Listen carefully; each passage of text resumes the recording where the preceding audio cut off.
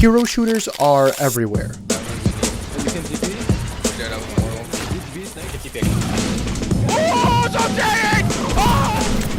Wait, imagine. Put him at... Yo! If you're a gamer on the internet, then it's basically inevitable that you've seen a clip of Jeff in Marvel Rivals swallowing 6 people and then swimming off the edge while the streamer laughs maniacally. I got it! However, despite the growing popularity of the genre, it's also had growing pains as well. Ever since the rise of Overwatch in 2016 and Marvel Rivals in 2024, many have tried sticking their hands in the jar, only to pull it out with a crumb of what Blizzard and NetEase have been eating. Games like Concord and Highguard are failing catastrophically in ways rarely seen in the gaming industry. So what's the deal? Why do a small handful of hero shooters manage to maintain stable numbers in the long term? Are other games in the genre doomed to fail?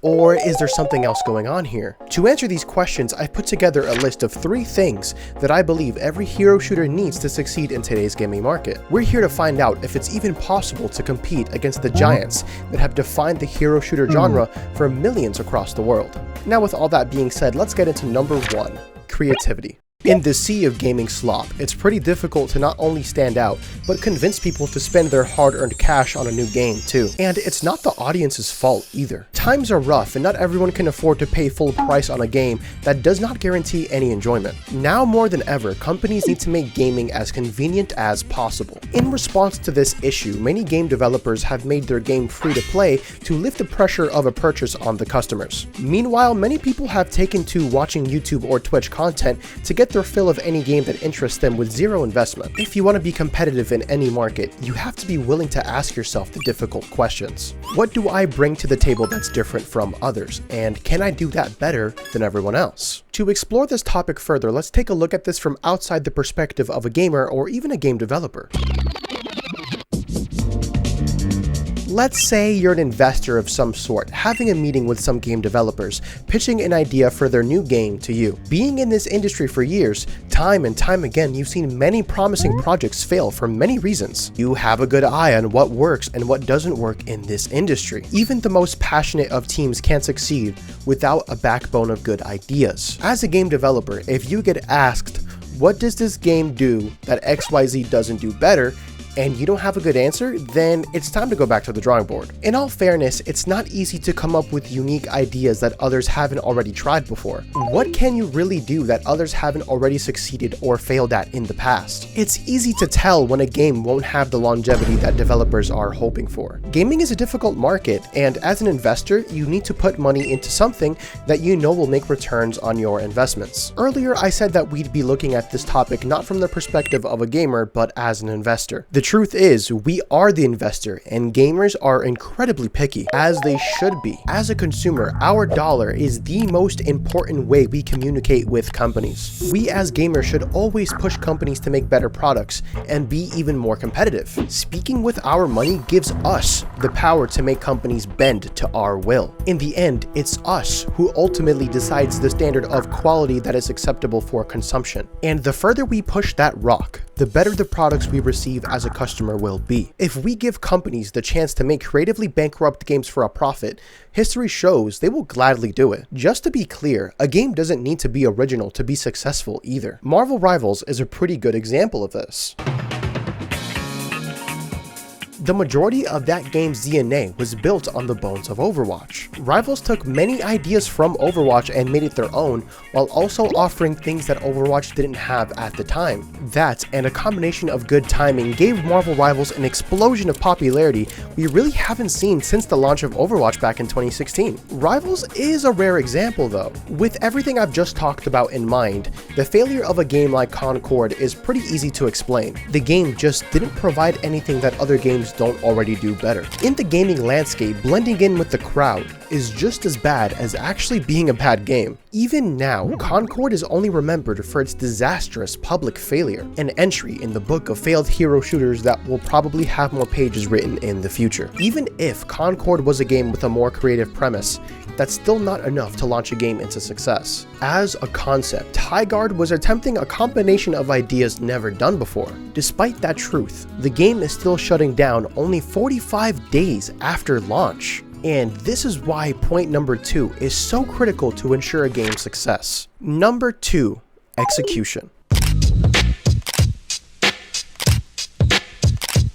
Even the most creative of ideas are useless without critical thought being put into them. As I just said earlier, Highguard attempted a combination of game genres never done before, and there was a lot of potential on the surface. However, digging further into the game for me and many others only revealed that the game was more interested in basic concepts over thoughtful, intentional game design. To most, Highguard felt like an unfocused mashup of various trends in the FPS genre, and after a few games, I basically felt the same way. None of the mechanics from the genres it pulled from, like hero shooters, battle royales, or extraction shooters, were utilized to their maximum potential. It's pretty clear that the people behind Highguard simply didn't take the time to critically analyze what makes all of these genres special. Mixing various aspects of things that are trendy or popular without understanding what makes those things work will just make the game feel lifeless or lacking of any identity. That lack of focus also means that it won't do anything better than the games it's trying to compete with. Want to play hero shooter? Play Rivals or Overwatch. Extraction shooters? Arc Raiders, Escape from Tarkov, or even the recently released Marathon. Battle Royale? Fortnite, Warzone, and Apex are right there. In the long run, it's better to be good at one thing than being okay or underwhelming at multiple things. For a new game, having a distinct identity that people can latch onto is crucial to convincing people to give it a try. It's all about taking the time to focus on a small handful of ideas and pushing those ideas as far as possible. If you haven't put the time into ensuring your ideas are fleshed out, the internet will be more than happy to tear it apart. The game it's awful. It's just complete, absolute, borderline unplayable garbage. From the people that made 2 dead games comes another dead game. Being tapped into the internet and what gamers want is key to taking new multiplayer games in the right direction. Niche down, pay close attention to what they like, and most importantly, actually be a fan of what you create. Be the person who actually cares deeply about what they make. Do that, and people will feel and appreciate the hard work and passion you put into it. Unfortunately, there have been many examples of good games over the years that did not see the motion they deserved. Now, this can happen for any number of reasons, but ultimately a good game that executes all its ideas right will only get so far without a good marketing campaign. Which leads us to number 3, marketing. All the power and excitement of Nintendo right in the palm of your hand. Introducing Game Boy. The last thing any company wants is a good product that nobody has heard of before. Just like a mama cat likes her young. No, you're not gonna stick that in your mouth, are you? Yeah. Now, if the public is aware of a game but aren't buying it, then there's other problems at hand with the game itself. A good marketing campaign can take a mediocre game further than a good game with no marketing. In the current internet era, marketing has taken quite a few different forms to adapt. The way we get advertised to has changed drastically over the last 10 years. Even outside the annoying use of AI in advertisements, companies have used social media to advertise to varying degrees of success. But when it works, it has proven to be extremely lucrative. Now, all it takes is one good ad on TikTok or one good clip, and it can breach containment and reach more people than previously possible. The overwhelming majority of people use the internet or social media for entertainment, and with that huge number of people comes 2 things: oversaturation and division. What do I mean by this? Let's break it down. As time goes on, more people are branching off into their niches or groups of people that all have the same interests. Because of that, it's become harder and harder to have anything pop the social bubbles built by people in their groups. People are caring less and less about things outside their bubbles because of the oversaturation of everything. There's simply too much information and content for a single person to engage with equally. This is where good marketing becomes extremely important. Within the bubble of gamers, you have to understand what type of gamer you appeal to and what that group of people enjoy. Everybody knows what it's like to be annoyed at advertisements about things they don't care about. It's a universal experience, and that's because those ads are not for you. Needless to say, good marketing can come in many forms, and sometimes the best marketing can be no marketing at all. How is that possible though? There's actually one game that answers all our questions that has had no marketing by its own developers. What game could this possibly be? Let's turn our attention over to Deadlock. A game that isn't even publicly available, breaking its own containment, soaring past the expectations of everyone involved. How does a game that is only playable through invitations become more popular and active than other games? There's 3 reasons why Deadlock has reached its level of momentum in the industry, and I'm gonna break it down for you right now. The first reason why this is happening is one of the most underrated and powerful marketing tools. Word of mouth. Word of mouth is one of the best ways to reach your intended audience. If something is already being enjoyed by its audience, then it's inevitable that they want to talk about it to others that they know will also enjoy it. It's natural for people to want to share things that they like with their friends and want to have shared interests together. If a game hits all the beats, as I mentioned earlier, then this is a guarantee. A quality game that stands out in its own field that does something different will interest people to try it out. Deadlock's word of mouth became so strong on the internet that even I, someone who's never played a MOBA before, gave it a shot. But that's not all. There's a second reason why Deadlock is becoming a multiplayer powerhouse amongst PC users. And that reason is scarcity. Thousands of fans have gathered since early this afternoon, probably as early as the beginning of the week, waiting for a chance to get their Nintendo Wii. PlayStation's 5s have been extremely hard to come by, and scalpers have been selling them for 2 to 4 times their value, if not more. While not intentional from Valve, Deadlock being invite only has created an incredibly high demand for the game. People will naturally be less interested in things that are more easily accessible. Obviously, Deadlock is very popular now, but being invited and playing the game gives the game a stronger sense of community amongst the player base. Having to seek an invite through other means or through a friend makes it feel special for people and only strengthens the sense of community even further. The only real barrier to entry are the less beginner-friendly MOBA aspects of the game. The MOBA genre naturally has a higher learning curve than other games. Fortunately, there's plenty of resources that can help you learn the game easier. Both the community and the game are welcoming to new players and are doing a good job of teaching people the layers behind the game's many systems and mechanics. Which leads me into the final reason on why Deadlock is hitting all of the right notes for many. Community.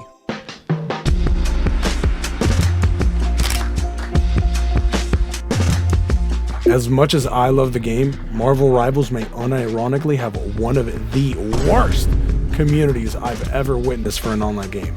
Toxicity is quite literally unavoidable regardless if you play casually or competitively. If you just so happen to be learning the game, or if something else makes teammates mad, then they will just blame others and then throw the game, or just leave for no reason. Don't forget swapping a widow too. Of course, toxicity is inevitable in any competitive game, but Rivals in particular just feels really bad right now. NetEase are working on solutions to these issues, which is good, and hopefully they can fix some of them, but the environment around the game currently is just not fun. That aside, Deadlock has avoided these issues so far, emphasis on so far. Obviously, the game only became really popular recently, so this can maybe change in the future. Another contributing factor that adds to the community aspect is watching the game evolve over time. Seeing as how Deadlock is a work in progress, the game's improvements over the years have been satisfying to witness for many. Watching the game get better and better with time has only further invested the player base into the game. It'll only attract more people in the long run to give it a shot themselves. It was also very smart, allowing players to vote on what characters they want added into the game next. This is very reminiscent of old school RuneScape, giving people the ability to vote in patches as well. And that's one of the biggest community driven games of all time. Giving players new content and characters for free over time also gives people new things to look forward to. Believe it or not though, I'm not entirely sure if anything I mentioned on the list so far are really the biggest factors of Deadlock's success. That's because there's a fourth secret item on the list that I've been saving for the end of the video. The biggest, and in my opinion, most important thing every hero shooter needs to truly stand out in the crowd. This final thing, if done well, can be the single most powerful thing that will convince anyone to give your game a shot. Good characters and character design. By the way, before we move on with the rest of the video, I just wanted to give a quick shout out to my friend Omar who hopped on the video. He's a really funny reaction man on Twitch and also has a YouTube channel. So if you really like funny reactions, then I would highly recommend you check him out. Okay, thank you and back to the video.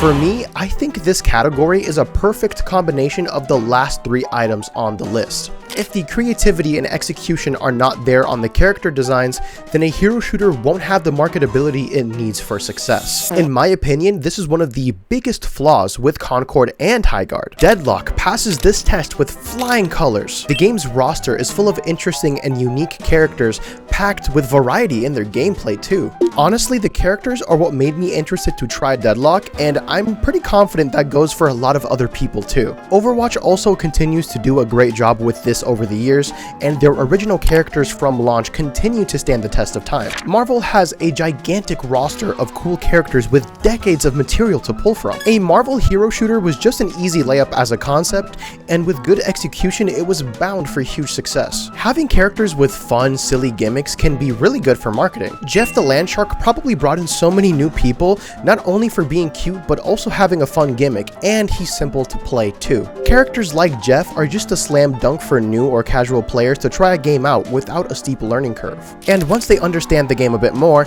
then they start playing other characters that are more difficult that also have a more complex gameplay loop. Even Overwatch took notes from Jeff with Jetpack Cat, who also single-handedly brought in a ton of new people. If a game has fun, interesting characters with good designs, it can carry a game really far. Lots of players will stick with a game for the long term, even if they're not enjoying it as much because of their favorite characters from said game. Even people who leave a game will come back eventually because no other game has a character quite like their favorite. Again, even though I love Rivals, no other character makes me feel quite like playing Genji in Overwatch, and that's the beauty of good character design. Deadlock has shown that it is possible to compete with the biggest titans in the space. It just has to be done by people who are willing to put the time and effort into every aspect of their game. A passionate, hard-working group of people who actually care. That's the important distinction between games like Deadlock and Highguard. There is an important thing to note here though. Not every studio is Valve, a studio that has clearly shown they have the talent to compete with anyone, creating some of the most impactful games that have influenced the gaming industry in so many ways. Overwatch and Rivals wouldn't even exist without Team Fortress 2 in the first place. Their impact cannot be overstated in this conversation. Unfortunately, most studios don't have the level of talent or resources